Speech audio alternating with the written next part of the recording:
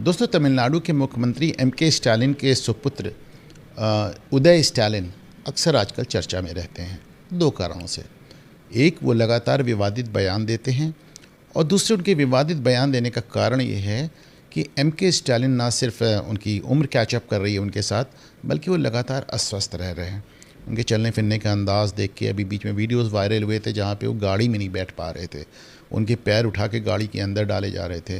तो माना जा रहा है कि जो बड़े पॉलिटिकल लीडर्स होते हैं, ये अपनी बीमारी छुपा कर रखते हैं। इन्हें लगता है कि अगर एक बार खबर चली गई कि हम बहुत बीमार हैं तो हमारे वोटर्स पे और हमारी पॉपुलैरिटी पे असर पड़ेगा। लेकिन तमाम राजनीतिक विश्लेषकों का मानना है कि MK. Stalin is not well, वो बहुत स्वस्थ नहीं है। तो जाहिर सी बात है कि जिस तरह की पार्टीज़ हैं ये रीजनल पार्टीज़, उसमें बाप से बेटे को सत्ता जाती है और बाप से बेटे को पार्टी जाती है। करुणानिधि से स्टालिन को आई और स्टालिन इसको उदय को देना चाहते हैं। तो अब इसके लिए उदय को उनका अपना एक कल्ट फिगर बनना ज़रूरी है। और हम जानते हैं दक्षिण भारतीय राजनीति में एक अलग सा कल्ट बनता है, एक अलग सी एक भगवान जैसी इमेज बनती है पॉलिटिशियंस की। इनफैक्ट इनमें से ज़्यादातर पॉलिटिशियंस तो फिल्मों में भगवान का रोल भी कर चुके होते हैं। बहरहाल, तो उदय स्टालिन लगातार बयानबाजी कर रहे हैं। ठीक है, पॉलिटिक्स है, वो कभी सनातन को कोड़ कहते हैं, कभी हिंदू धर्म को मिटाने की बात कहते हैं, पर वो सही है। वो एक डीएमके की लाइन है। बहुत पहले एक बार करुणानिधि ने कहा था कि हिंदू माने चोर, और बाद में उसको लेके काफ़ी बवाल हो गया था। तो उन्होंने कहा चोर से मेरा मतलब है जो दिल चुरा रहे। तो उस तरह उन्होंने अपने बयान को पलट दिया था। बहरहाल, तो उदय स्टालिन के बाकी बयान और बाकी राजनीति अपनी जगह, लेकिन मुझे थोड़ा अफसोस तब होता है जब कुछ लोग राजनीति की आड़ में सीधे सीधे देश तोड़ने की बात करने लगते हैं। डीएमके के ऊपर ये पुराना आरोप है कि वो anti national activities, anti national बातें, इन सब में इंडल्ज करती रहती है। और आपको याद है जब एलटीटी बनी थी तो उसको डीएमके ने बड़ा ज़बरदस्त सपोर्ट किया था, जबकि एलटीटी क्या चाह रही थी, वो एक ईलम बनाना चाह रही थी। ईलम क्या है? वो एक तमिलों के लिए एक अलग राज्य चाह रहे थे जिसमें श्रीलंका का भी एक हिस्सा था और तमिलनाडु पूरा था, और डीएमके उनको सपोर्ट करती थी। बल्कि जब एलटीटी ने राजीव गांधी की हत्या कर दी तो जांच कमीशन ने पाया कि एलटीटी के हत्यारों को डीएमके से सपोर्ट भी मिला था। वो अलग बात है कि आज आपको राहुल गांधी उसी डीएमके के साथ चुनाव पार्टनर बन के खड़े नज़र आते हैं, क्योंकि कांग्रेस का ज़माने दशकों पहले तमिलनाडु से सुपड़ा साफ़ हो चुका है और उनके पास वहाँ पे चंद सीटें हासिल करने के लिए डीएमके की मदद के अलावा और कोई चारा नहीं है। राजनीति जो न कराए। बहरहाल, जिस बयान का मैं यहाँ पे आज जिक्र करने वाला हूँ, कल से उदयनिधि स्टालिन प्रधानमंत्री नरेंद्र मोदी को 28 पैसा प्रधानमंत्री कह रहे हैं। अब देखिए, ये बातें कई दिनों से चल रही हैं कि भाई साउथ इंडिया ज़्यादा टैक्स जनरेट करता है, वहाँ से ज़्यादा टैक्स आता है। और ये फेडरल स्ट्रक्चर है, फेडरल स्ट्रक्चर में जो सेंट्रल टैक्सेस होते हैं, जैसे आप जीएसटी देते हैं, तो वो सब राज्यों से लिया जाता है, वो केंद्र को जाता है। फिर केंद्र अलग अलग राज्यों को अपने हिसाब से पैसा देता है मदद के रूप में और उनके हिस्से के रूप में। और अभी देखें, आज एक बड़ा दिलचस्प कल डेवलपमेंट हुआ। केरल सरकार ने सुप्रीम कोर्ट में अर्ज़ी लगाई। अब अर्ज़ी क्या थी? केरल सरकार तकरीबन दिवालिया हो चुकी है। जी हाँ, 100% लिटरेसी का दावा करने वाली सरकार दिवालिया हो चुकी है। वामपंथियों की सरकार है, लगातार दूसरी बार आई है। नॉर्मली वहाँ एक टर्म वामपंथी आते हैं, दूसरी बार कांग्रेस आती है, इस बार वो रिपीट कर गए हैं और उन्होंने राज्य को दिवालिया कर दिया है।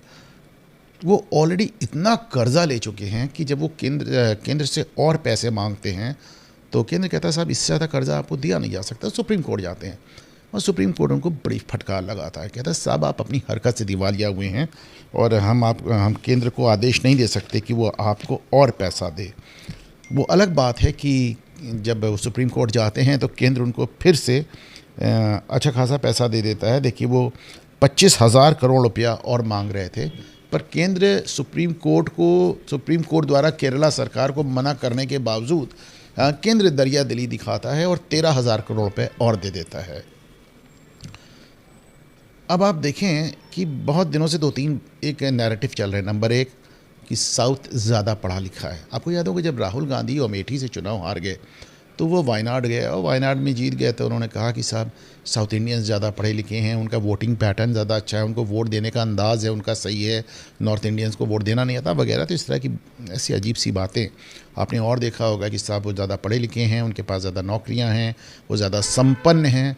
तो पढ़े लिखे, नौकरी और संपन्नता का पहला ढोल कल फटा जब आपको पता चला कि केरल सरकार तकरीबन दिवालिया हो चुकी है और भारत सरकार ने अगर उनको 13,000 करोड़ की मदद नहीं की होती तो वहाँ तो कामकाज ही रुक जाता। इसी तरह एक नैरेटिव ये भी चल रहा है कि तमिलनाडु, कर्नाटक, आंध्र प्रदेश, ये साउथ के बाकी 3 राज्य हैं, इनसे बड़ा पैसा आता है केंद्रीय टैक्स के रूप में भारत सरकार को, और भारत सरकार इनको पलट के उतना पैसा नहीं देती। तो उदयनिधि स्टालिन कल से कह रहे हैं कि अगर हम 1 रुपया भारत सरकार को देते हैं तो हमको सिर्फ 28 पैसा, हमको मतलब तमिलनाडु को सिर्फ 28 पैसा मिलता है। तो एक सवाल उठता है कि अगर आपको सिर्फ 28 पैसा मिलता है तो बाकी के 62 पैसे कहाँ गए? तो उन्होंने कहा नहीं, ये तो ठीक है, लेकिन हमको इतना कम क्यों मिल रहा है, यूपी को ज़्यादा क्यों मिल रहा है, बिहार को ज़्यादा क्यों मिल रहा है? और इसको लेकर बहुत दिनों से एक तमाशा खड़ा किया जा रहा है कि ऐसे लग रहा है कि साउथ इंडिया नॉर्थ इंडिया को पाल रहा है। अभी कुछ दिन पहले हमने देखा था कि कर्नाटक में जो डिप्टी चीफ मिनिस्टर हैं DK शिव कुमार, उनके भाई जो कांग्रेस से खुद भी सांसद हैं, उन्होंने कहा साहब हमारा मुल्क ही अलग कर दीजिए, United states of south India, यानी कि साउथ इंडिया को एक अलग मुल्क बना दीजिए। वही जो LTD कह रहा था, वही जो DMK कह रहा था। ये लगातार इस तरह पृथकतावादी, एक सेशनिस्ट, एक एंटी नेशनल एक नैरेटिव है, और ये नैरेटिव आज से नहीं चल रहा है, ज़माने से चल रहा है। आपको याद होगा जैसे ये 26 नवंबर को हमारे यहाँ संविधान दिवस मनाते हैं, तो 26 नवंबर 1957 को ये जो आपने देखा होगा कि बहुत ज़्यादा ट्रेंड करता है संविधान दिवस, और बाबा साहब अम्बेडकर की फ़ोटो होती है और उन्हें संविधान का निर्माता बताते हुए बहुत ढेर सारा सोशल मीडिया पे इसका प्रचार होता है। लेकिन हम भूल जाते हैं कि ये वही दिन है 1957 26 नवंबर जब पेरियार, जिनको बाबा साहब के साथ जोड़ के देखा जाता है, उन्होंने संविधान की प्रति जलाई थी, और एक बार नहीं कई बार जलाई थी। जो संविधान अम्बेडकर ने बनाया था उस संविधान को पेरियार जला देते हैं। और मज़ेदार बात है कि आज भी तमाम अम्बेडकरवादी अम्बेडकर और पेरियार को एक साथ रख के बात करते हैं। आप उन्हें आईना दिखा दीजिए, उन्हें बुरा लग जाता है। पेरियार वो शख्स थे जिन्होंने पहली बार इस तरह की एक अलगाववाद की बात कही थी कि हमारा मुल्क अलग होना चाहिए, हम भारत के साथ नहीं रहना चाहते, हम द्रविड़ हैं, हम तमिल हैं, वगैरह वगैरह, जबकि वो तमिल थे भी नहीं, वो तो आंध्र प्रदेश से आए थे। बहरहाल एक अब सवाल ये आता है कि भारत सरकार किसको कितने पैसे देती है। अब मैं इसको 2 तरह से देखता हूँ। पहले तो ये माने कि जो राज्यों से पैसा आता है भारत सरकार उसमें से ठीक है राज्यों को पैसे बांटती है, लेकिन बाकी बचे हुए पैसे का करती क्या है। अब आप ये बताएं कि जब आप साउथ इंडिया से कहते हैं कि टैक्स ज़्यादा आ रहा है, तो टैक्स ज़्यादा क्यों आ रहा है? टैक्स ज़्यादा इसलिए आ रहा है कि आपके पास बिज़नेस ज़्यादा है, आपके यहाँ मल्टीनेशनल कॉरपोरेशंस आ गए हैं। आप जैसे आपने देखा कि हैदराबाद को साइबराबाद कहा जाता था, वहाँ कितना ढेर सारा विदेशी कंपनीज़ आ गई और ढेर सारी कंप्यूटर फर्म्स आ गई। इसी तरह आपने कर्नाटक में देखा, बेंगलोर में देखा किस तरह सैकड़ों विदेशी कंपनी आ गई और कितना बड़ा वो कंप्यूटर हब बन गया। चेन्नई में आपने देखा, तमिलनाडु में। लेकिन एक सवाल उठता है कि आप इतने बड़े बिजनेस सेंटर बने कैसे? तो अगर आप भारत का नक्शा देखें तो ये पूरा पेनिनसुलर इंडिया जिसको कहते हैं, यानी पूरा कोस्टल एरिया है, तटीय एरिया है। आपकी कनेक्टिविटी बेहतर है, और ये कनेक्टिविटी आपको कौन देता है? करुणानिधि नहीं देते हैं, स्टालिन नहीं देते हैं, भारत सरकार देती है। आपको जो आपका ये शिपिंग ट्रेड होता है, जो समुद्र के रास्ते से जो व्यापार आप करते हैं, ये भारत सरकार के सौजन्य से करते हैं। जो आपके बंदरगाह हैं वो भारत सरकार के सौजन्य से, जो नए बन रहे हैं, जो पुराने चल रहे हैं, भारत सरकार के सौजन्य से। आपके यहाँ जो एयरपोर्ट्स हैं वो भारत सरकार उनको बनाती है, उनको चलाती है। आपके यहाँ जो रेल जाती है भारत सरकार के सौजन्य से। भारत सरकार आपको वो कनेक्टिविटी दे रही है। आपके यहाँ जो इंफ्रास्ट्रक्चर है, जो आपके यहाँ रोड्स हैं, जो आपके हाईवेज़ और एक्सप्रेसवेज़ आपके साथ जो आपको बाकी देश और बाकी दुनिया से कनेक्ट करते हैं, वो नेशनल हाईवे बना रही है, भारत सरकार बना रही है। जो आपके यहाँ इंटरनेट चल रहा है, जो आपके टेलीकम्युनिकेशन चल रहा है, जो टीवी चल रहा है, ये जिन उपग्रहों, जिन सैटेलाइट्स के माध्यम से चल रहा है, वो डीएमके ने नहीं भेजे हैं, वो भारत सरकार ने भेजे हैं। जो भारत सरकार में कोई भी हो, कांग्रेस गवर्नमेंट हो, तीसरा मोर्चा सरकार हो, भाजपा सरकार हो, तो ये भारत सरकार है जो आपकी, जिसकी नेवी आपको सिक्योरिटी देती है, इतना बड़ा आपका तटीय इलाका है। ये भारत सरकार है जिसकी एयरफोर्स, जिसकी आर्मी आपको सुरक्षित रखती है कि आप बिजनेस कर सकें। ये भारत सरकार है जो आपको पूरा सुरक्षा कवर और पूरा कनेक्टिविटी और पूरा ट्रेड कनेक्टिविटी और पूरा इंफ्रास्ट्रक्चर देती है। तब जाकर आप एक बिजनेस करने के लिए माकूल और जिसे कहना चाहिए फेवरेबल जगह बन पाते हैं। तब जाकर वहाँ लोकल बिजनेस पनपता है और वहाँ पे मल्टीनेशनल्स आते हैं। ऐसे आपके यहाँ कोई नहीं आएगा। तो आप जो कुछ हैं, मतलब आप एकांत में बैठ के बिजनेस नहीं कर सकते। आपको दुनिया से जोड़ने और दुनिया से बचाने का काम भारत सरकार करती है।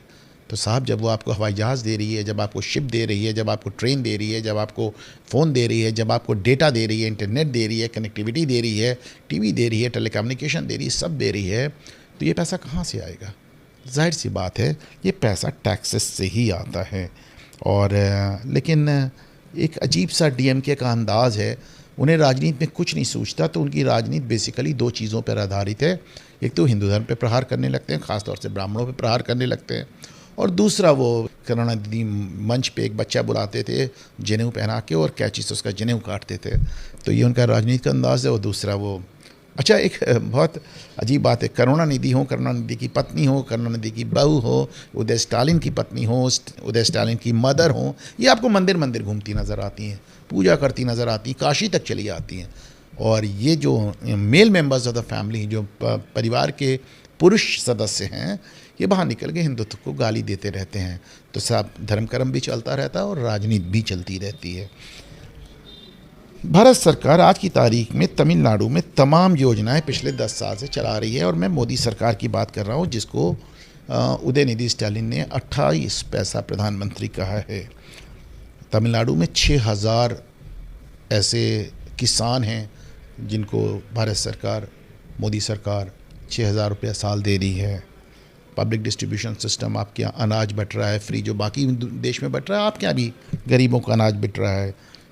टॉयलेट्स आप बाकी देश में बने हैं फ्री के, आपके यहाँ भी बने हैं। प्रधानमंत्री आवास योजना बाकी देश में लागू हुई है, आपके यहाँ भी लोगों को मुफ्त घर मिले हैं। आपके यहाँ तो गरीबों के लिए भी घर मिले हैं। घर घर पानी की योजना बाकी देश में है, तो आपके यहाँ भी लागू हो रही है। एलपीजी बाकी देश में जो योजना चलती है गैस सिलेंडर्स की, वो आपके यहाँ भी चलती है। बहरहाल, ये तमाम चीज़ें हैं जो भारत सरकार ने आपके यहाँ, भारत सरकार से मेरा मतलब मोदी सरकार नहीं, कोई भी भारत सरकार हो, जो तमिलनाडु नहीं, जो हर राज्य में करती है। और उसके बाद इस तरह की बातें करना, मैं मानता हूँ, प्योरली एंटी नेशनल, राष्ट्र विरोधी, राष्ट्र को तोड़ने वाली, देश को तोड़ने वाली बातें हैं। पर डीएमके को इसमें महारत हासिल है। मैं मान के चलता हूँ कि कोई और अगर स्ट्रॉन्ग गवर्नमेंट हो तो डीएमके एज अ पार्टी, इस पर तो बैन लगना चाहिए जिस तरह की बातें ये करते हैं।